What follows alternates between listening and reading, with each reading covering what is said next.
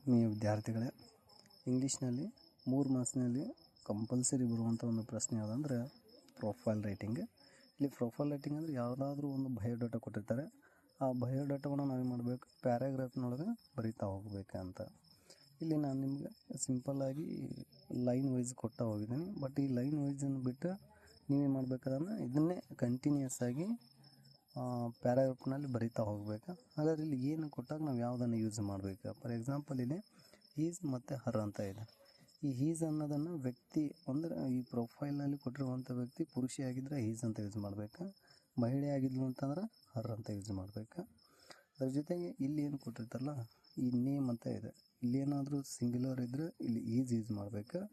ಇಲ್ಲಿ ಏನಾದರೂ plural form ಇದ್ದರೆ, ಫಾರ್ ಎಕ್ಸಾಂಪಲ್ ಇಲ್ಲಿ ನೋಡಿರಿ, ಇಲ್ಲಿ ಹಾಬೀಸ್ ಇದೆ, ಹಾಬೀಸ್ ಇತ್ತಂತಂದ್ರೆ ಇಲ್ಲಿ ಆರ್ ಯೂಸ್ ಮಾಡಬೇಕು.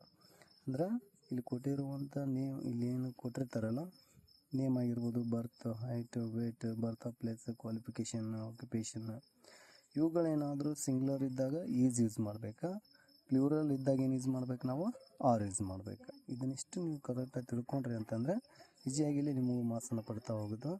ಇಲ್ಲಿ ನಿಮಗೆ ಒಂದು ನೇಮ್ ಇತ್ತಂದರೆ ಇಲ್ಲಿ ಈಸ್ ಯೂಸ್ ಮಾಡಬೇಕಾ, ಬರ್ತ್ ಆಫ್ ಡೇಟ್ ಇತ್ತಂದ್ರೆ ಈಸ್ ಯೂಸ್ ಮಾಡಬೇಕಾ, ಇನ್ನು ಹೈಟ್ ಇತ್ತಂದ್ರೆ ಈಸ್, ವೇಟ್ ಇದ್ದರೆ ಈಸ್ ಯೂಸ್ ಮಾಡಬೇಕಾ, ಇನ್ನು ವೇಟ್ ಅಂತಂದ್ರೆ ತೂಕ, ಹೈಟ್ ಅಂದರೆ ಎತ್ತರ ಎಷ್ಟಿರುತ್ತೆ ಅಂತ. ಇನ್ನು ಬರ್ತ್ place is or her birth place is dash. ಇಲ್ಲಿ ಯಾವುದು ಅಲ್ಲಿ ಮುಂದೆ ಕೊಟ್ಟಿರ್ತಾರೆ ಅವರು, ಆ ಮುಂದೆ ಕೊಟ್ಟಿದ್ದನ್ನು ನೀವು ಇಲ್ಲಿ ಹಾಕ್ಬೇಕು. ನೀವು ಎಷ್ಟ ಏನು ಹಾಕಬೇಕಂದ್ರೆ ಇಲ್ಲಿ ಈಸ್ ಆರ್ ಹರ್ ಅಥವಾ ಈಸ್. ಪುರುಷ ಆಗಿದ್ದರೆ ಈಸ್, ಮಹಿಳೆ ಆಗಿತ್ತಂದರೆ ಹರ್ ಯೂಸ್ ಮಾಡಬೇಕು. ಇದಿಷ್ಟು ಯೂಸ್ ಮಾಡಿಕೊಂಡು ಇದು ಸಿಂಗ್ಯುಲರ್ ಇದ್ರೆ ಈಸ್ ಯೂಸ್ ಮಾಡಬೇಕು, ಪ್ಲೂರಲ್ ಇದ್ರೆ ಆರ್ ಯೂಸ್ ಮಾಡಬೇಕು. ಲೈಕ್ ಒಂದು ಎಕ್ಸಾಂಪಲ್ ನೋಡೋಣ. ಇಲ್ಲಿ is name is birth date is, ಆಮೇಲೆ is height is weight is, ಅದರ ಜೊತೆಗೆ is birth place is qualification is occupation is hobby. ಇಲ್ಲಿ ನೋಡಿ, ಹಾಬಿ ಅವ್ರದ್ದು ಏನಾದರೂ ಹಾಬಿ ಒಂದೇ ಇತ್ತು ಅಂದರೆ ಈಸ್ ಅಂತ ಯೂಸ್ ಮಾಡಬೇಕಾ, ಹಾಬೀಸ್ ಅಂತ ಇತ್ತು ಅಂತಂದ್ರೆ ಆರ್ ಅಂತ ಯೂಸ್ ಮಾಡಬೇಕು.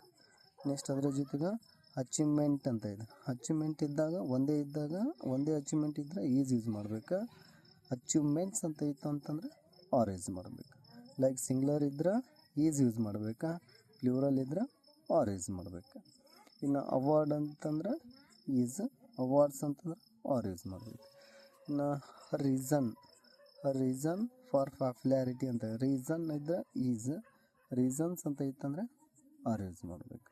ಇನ್ನು ಅದರ ಜೊತೆಗೆ ವರ್ಕಿಂಗ್ ಪ್ಲೇಸ್ ಇದೆ, ವರ್ಕಿಂಗ್ ಪ್ಲೇಸ್ ಅಂದಲ್ಲೇ ಈಸ್ ಯೂಸ್ ಮಾಡಬೇಕಾ, ಇನ್ನು ಡಿಸಿಗ್ನೇಷನ್ ಇದೆ ಈಸ್ ಯೂಸ್ ಮಾಡಬೇಕು. ಅಂದರೆ ಇವೆಲ್ಲ ಸಿಂಗ್ಯುಲರ್ ಇದೆ. ಇಲ್ಲಿ ಕೊಟ್ಟಿರುವಂಥ ಏನಿದೆಯಲ್ಲ ಲೀವ್ಸ್ ಒಳಗೆ ಸಿಂಗ್ಯುಲರ್ ಇದ್ದರೆ ಯೂಸ್ ಮಾಡಬೇಕಾ, ಇಲ್ಲಿ ರೀಸನ್ಸ್ ಅಂತ ಇದೆ, ಇದು ಪ್ಲೂರಲ್ ಫಾರ್ಮ್ ಇದೆ, ಇಲ್ಲಿ ಆರ್ ಅಂತ ಯೂಸ್ ಮಾಡಬೇಕು. ಬರೀ ಸಿಂಗ್ಯುಲರ್ ರೀಸನ್ ಅಂತ ಇತ್ತಂದರೆ ಯೂಸ್ ಮಾಡಬೇಕು. ಈ ಕ್ಲೀವ್ಸ್ಗಳನ್ನು ಯೂಸ್ ಮಾಡಿಕೊಂಡು ನಾವೇನು ಮಾಡಬೇಕಂದ್ರೆ ಒಂದು ಪ್ಯಾರಾಗ್ರಾಫ್ನೊಳಗೆ ಬರಿತಾ ಹೋಗ್ಬೇಕು. Don't write the points, you just only write in paragraph. ಇಷ್ಟು ನೀವು ಬರೆದ್ರಿ ಅಂತಂದರೆ ಇಲ್ಲಿ ನಿಮ್ಮ 3 ಮಾರ್ಕ್ಸ್ಗಳು ಈಸಿ ಕೊಡ್ತಾವೆ. ಈ ಪ್ರೊಫೈಲ್ ರೈಟಿಂಗ್ ಒಳಗೆ ಒಂದು ಯೂಸ್ ಮಾಡಬೇಕಾಗಿರ್ತಕ್ಕಂಥದ್ದು ಏನಂತಂದರೆ ಒಂದು ಇನ್ನೊಂದು ಅಂತಂದ್ರೆ ಅಂದರೆ ಇಲ್ಲಿ ವ್ಯಕ್ತಿ ಅಂತ ಕರಿತೀವಿ. ಕೆಲವೊಂದು ಸಂದರ್ಭದೊಳಗೆ ನಾವು ಹೀನು ಯೂಸ್ ಮಾಡ್ತೀವಿ, ಕೆಲವೊಂದು ಸಂದರ್ಭದೊಳಗೆ ಯೂಸ್ ಮಾಡ್ತೀವಿ. ಈ ಟ್ರಿಕ್ಸ್ಗಳನ್ನು ಕರೆಕ್ಟಾಗಿ ಫಾಲೋ ಮಾಡಿದಂತೆ you will get 3 marks compulsory. Next ಏನಂದರೆ ಇಲ್ಲಿ ಫಸ್ಟ್ ಪ್ರೊಫೈಲ್ ಬರೆಯುವಂಥ ಸಂದರ್ಭ first identify male or female. First male female ಅಂತ ನಾವೇನು ಮಾಡಬೇಕಾ, ಗುರುತಿಸ್ಕೋಬೇಕು. ಮೇಲ್ ಇದ್ರೆ ಈಸ್ ಅಂತ ಯೂಸ್ ಮಾಡಬೇಕಾ, ಫೀಮೇಲ್ ಇದ್ರೆ ಹರ್ ಅಂತ ಯೂಸ್ ಮಾಡಬೇಕಾ.